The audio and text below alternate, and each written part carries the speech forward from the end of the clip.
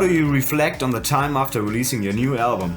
Yeah, it's been really busy, but that's what we hoped that it would be. Whenever we go to the studio and get involved in writing a new record or recording a new record, we're never sure quite how it's going to go down, and is it going to, have we peaked already, and is it people going to be less interested? We felt that maybe people might be less interested this time because the novelty of the band coming back, is kind of done. But to our pleasure, to my pleasure, it's worked out. The band seems to have gone up another level, which is great. So yeah, we're very busy, and which is good. That's what we want.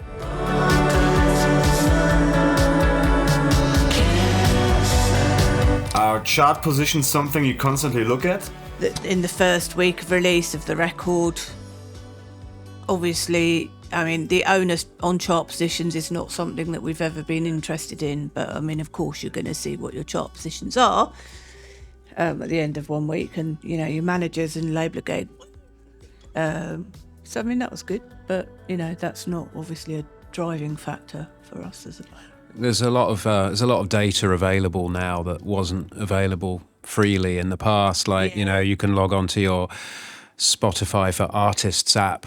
Regardless of what people's opinions are on Spotify, and I know there's no. Well, I go on and look. It's kind of when we look at like who's streaming our music and where the interest is coming from.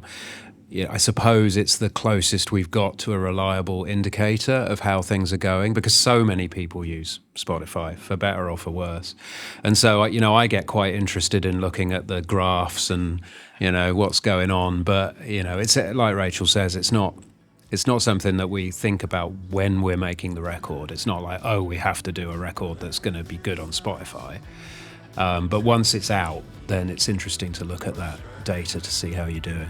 Whatever is just enough, living with the truth, the stuff. Do you think the main audience of Slowdive is generally younger these days? I wouldn't say like the sort of teenage, early 20s is the biggest group, but it's grown massively in that demographic over the last, it's gradually built, really, hasn't it? Like when we came back in 2014, we were aware that there were younger people interested in the band, which was part of the reason why we kind of got back together. There was this resurgence of interest in the band, and a lot of it was from younger fans.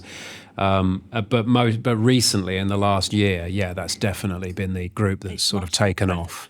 Yeah, it's very apparent that there are a lot of young people there, more young people than people our age. Generally. It does vary from country to country and city to city. Like in the United States, it's very obviously young audiences. It was in Australia as well.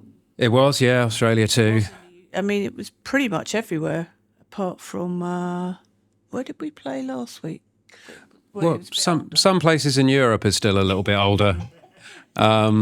But, we make sure, like in the United States and in Australia, we get offered shows, and our agent puts routings together and stuff. And we make sure now that as far as is humanly possible, that all the shows are all ages and they're not like 18 and over or 21 and over.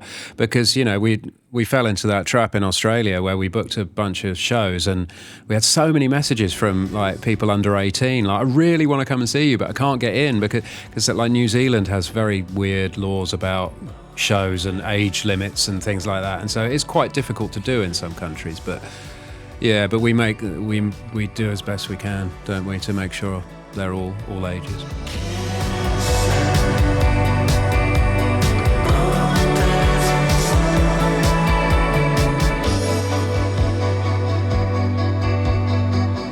Were you surprised finding out about your young audience?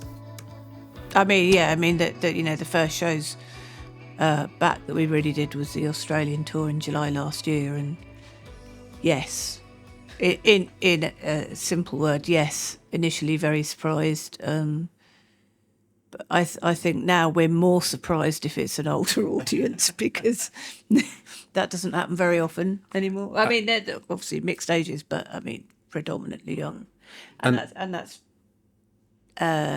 personally, I find that a real joy to play to younger people kind of gives me faith in humanity. And they're a lot more fun as well. The younger crowds, they tend to get more excited, and when we play to the older crowds, it's sometimes I think, well, are we not very good tonight, or something? You know, it's a bit muted, the audience is a little bit quiet. But then you have to sort of remind yourself that you've just come from somewhere where like everyone's going crazy down the front, and they're all like teenagers, and now we're playing to people more our age who are, you know, a little bit more. I have to say on that note, last week, I can't remember where we played last week, but we played somewhere anyway, and there was a much older man in the pit. He had like shoulder length grey hair, probably in his 60s, I reckon. He literally danced and sang through the entire set. So he like that was my dad. Yeah. I think that was Lille. I think it was Lille. It was Lille or Brussels, probably. Brussels. It was Brussels. Yeah, it was Brussels. That's right. Yeah, it was amazing. He was great.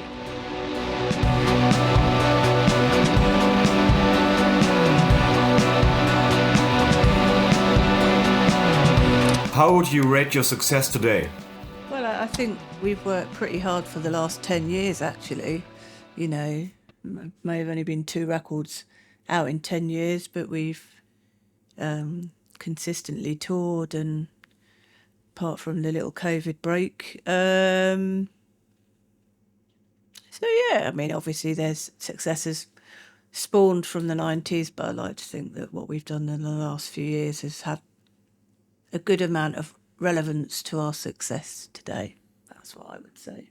Yeah, I think we try not to think of it as like vindication. I think when we came back in 2014, there were lots of articles written in the press about this is you getting your revenge on the media. But we just don't think about it like that. It's, you know, that was part of the history of the band. Boring reading that now. Yeah. Personally. Yeah, it was so long ago, and the media was the way it was at that time, and we weren't the only band that sort of suffered at the hands of the British music press.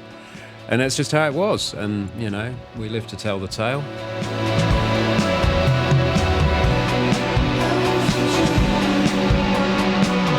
In our last interview together, you weren't too happy with the Glastonbury gig. How satisfied are you with your performance today?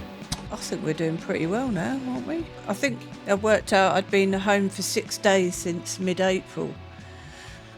I think we're on fire now. Generally, you know, I mean, it's. I mean, we're never going to be the sort of band that you go and see for a display of virtuoso musicianship. What do you mean? It's true. And things change a bit every night. Like, we've only just started with Simon, our drummer, using like a click with which we've had to for some of the songs on the new record, and we've incorporated that on some of the older songs to try and tighten them up a little bit, because up until then everything is just like, it's a bit like rehearsing. We just go on stage and almost treat it like a rehearsal. There's not really any technology. It's just, you know, and the others will, will have their own viewpoints, but I've never thought of myself as a musician. I'm just a guy with a bass that was in a kind of indie band in the 90s, and I'm still getting lucky with it now. So it's, it's for me, it's like, I try and be as good as possible every night, because that's my job now, is to be, is to go on and put on a show and to play the songs as best as I can. But, sometimes things go a bit wrong, and, people read the set lists wrong, and we're all starting different songs when we should be doing different. But I think generally, we're pretty good now. We've had a lot of practice, so we should be. But, we're never going to be like Muse or something, like, virtuoso stuff. But, I think we do all right, and people seem to enjoy it. And the sound is the big thing for us. And, our front of house people, always do a really good job making us sound as, as good as they can. So.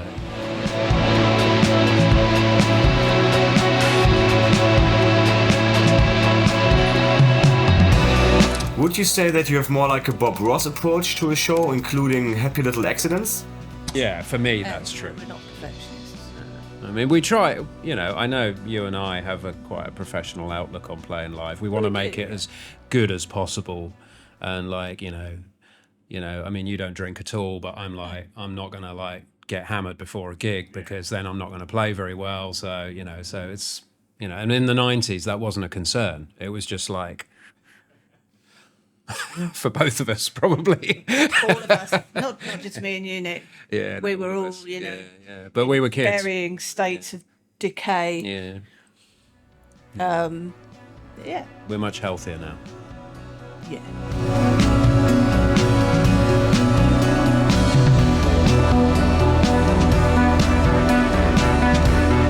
What would today's Slowdive advise young Slowdive, and what would young Slowdive advise today's Slowdive? Well, I'd advise young Slowdive don't drink so much before shows. Don't smoke as much weed. Well, I never did that. Can remember the occasional gig where me and Neil were struggling. Yeah. I don't know. Would I take advice from young Slowdive now? I don't think I would, to be honest. I've got 30 years of life since.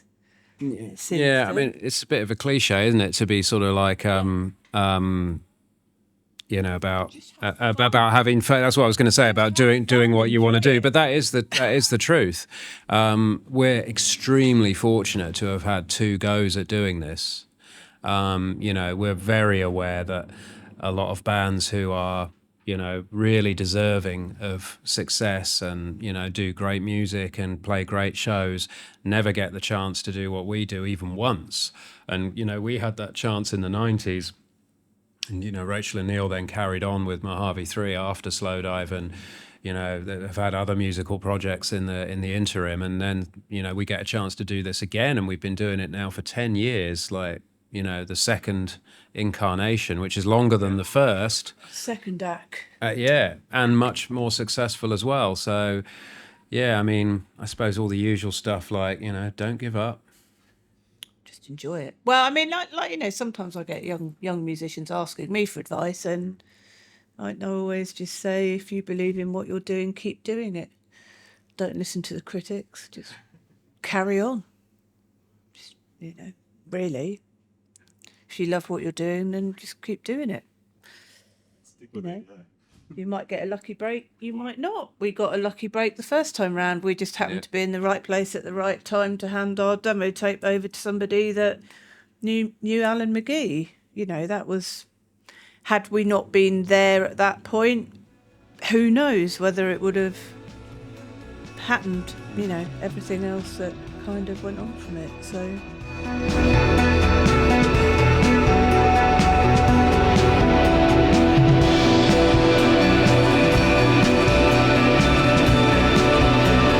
Do you think that young bands today have it harder than you back then? I think it's a really mixed bag, actually. I mean, obviously it's, you know, you have the internet, you can put your music out there and potentially for all to hear in a much easier way than we did with our cassette tapes in the late 80s. However, you know, but, you know, the competition, obviously, billions of bands in the world, which I'm sure that hasn't changed anyway. There's a lot more noise and breaking through. So, I mean, I don't know. I just think there are different challenges for young bands now. The challenges are different. Really, I think that's all I can say. Financially, I think the challenge is, I mean, we can only speak as a British band, and knowing how we dealt with things in the 80s. I mean, we were skin. We were, but we were able to sort of muddle through, and you know, we were able to make music, and you know, some of us had like other little jobs and stuff as well. But we, you know, people were able to kind of, you know, get through for a few years trying to make it work, even without very much money. And I think that's quite difficult now.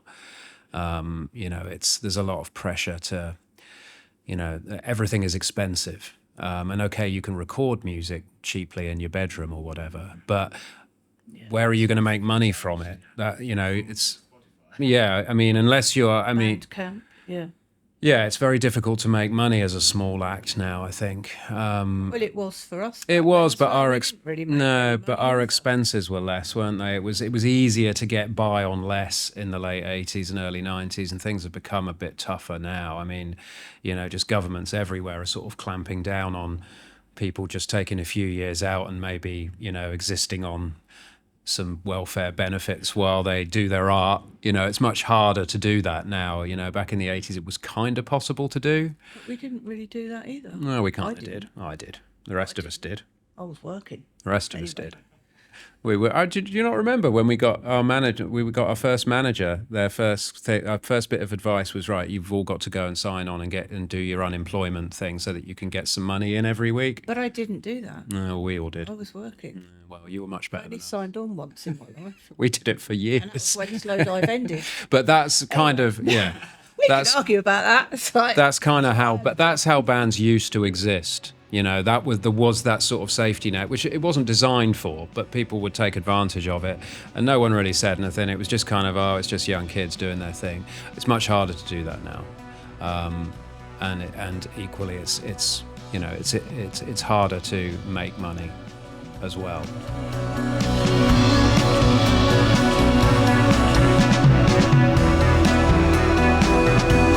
How do you plan to keep the momentum going?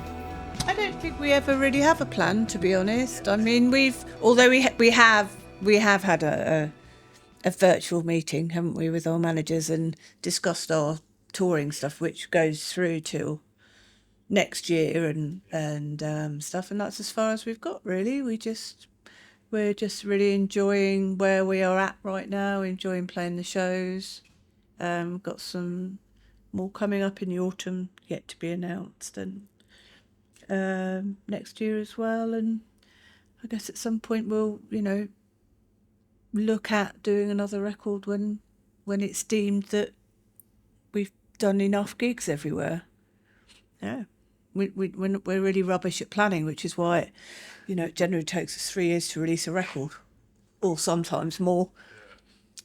I mean, I don't think any of us know quite what will happen after this sort of campaign cycle is finished.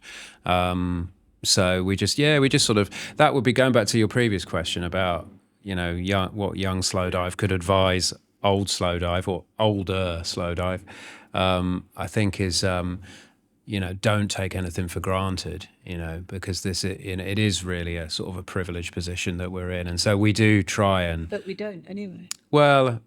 I don't. Are we arguing again? Yeah. I knew it was a bad idea, you and me doing this.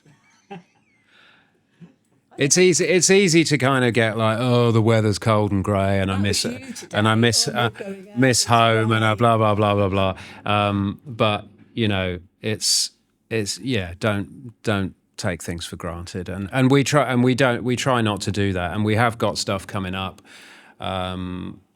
Those shows in the fall have been the Mexico ones have been announced, haven't they? Or the festival? Okay, all right. So one's been announced. I said there's more stuff coming. Yeah. So we're looking forward to that, and anything else that may happen around it.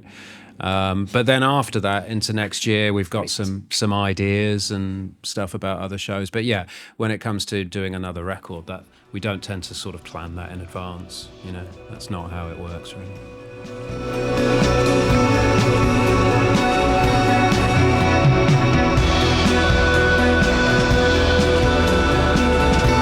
What is the first thing you do when you come home after all this touring? Sleep. Well, I mean, generally when I go home, I switch straight back into mum mode with my son. So, it's like dealing with being a mother, really, of my child and my cats and my husband. So, yeah, family life. I just try and ride my bikes, but I haven't had the opportunity to do that really recently because to the weather. I'm a very fair weather rider. So when all this is over and when my kids, when my kids have grown up, then we're moving south. If we can. Thanks Brexit has made that somewhat more difficult. I don't know. We're just, my wife's from California most recently. She's from other parts of America originally. But so, you know, we're kind of, that's the sort of climate we both like. I don't think we would go back there, not at the moment anyway, because of healthcare costs and all those kind of things. But, you know, we really like Southern Europe. We like the south of France. We like Italy and Spain. We might end up there. Greece, maybe Greece.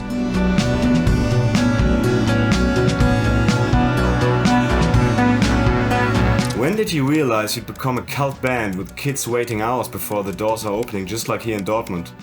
I don't know. I mean, there are often like kids waiting outside and stuff, like especially in the USA and Australia was quite similar as well. It does happen everywhere, but I mean, it happened everywhere since we started this touring. Yeah.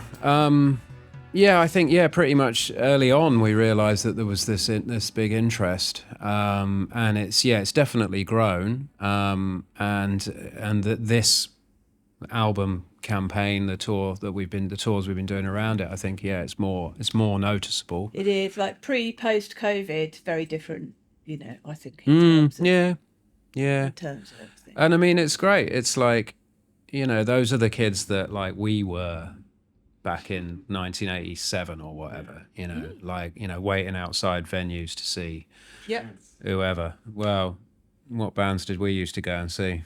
We used to go and see Ghost Dance together. Fields of the Nephilim.